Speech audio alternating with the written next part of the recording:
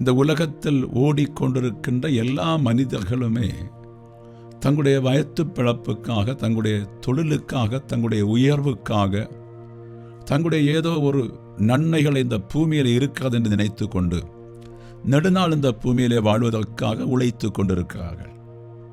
அதிலே சிலர் மாத்திரம்தான் தேவனுக்கு பிரியமாய் வாழுகிறார்கள். மற்றவர்கள் எல்லாருமே சுயநலமாய் தங்களுடைய இஷ்டப்படி, சுயநலமாய் தங்களுடைய வேலைகளை செய்து இந்த வயிற்று பிழப்புக்காக, குடும்ப காரியங்களுக்காக வாழுகிறார்கள்.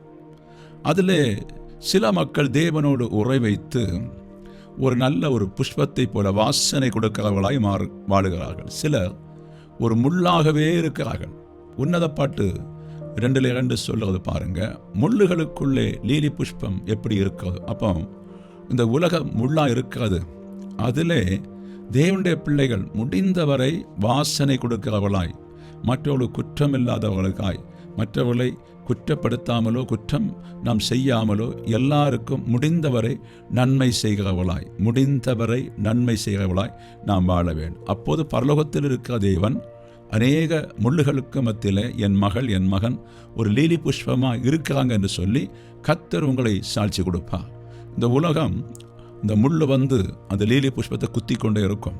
அந்த புஷ்பத்தை குத்தும்போது அதுக்கு அழுகை உண்டு, கலக்கம் உண்டு, பாரம் உண்டு, வேதனை உண்டு. ஆனாலும் நான் அந்த புஷ்பம், நான் யாரையும் வேதனைப்படுத்த மாட்டேன், நான் வாசனையை கொடுப்பேன் என்று சொல்லுறதுனாலே அழுதாலும் கஷ்டப்பட்டாலும் எந்த நிலைமை இருந்தாலும் அது வாசனை கொடுக்கிறது. அதனால தேவன் அந்த பூவின் மேல் பிரியமா இருக்கிறார். நீங்களும் ஒரு பூவாக இருக்க வேண்டும் என்று வேண்டிக் கொள்கிறேன். ஆமென்.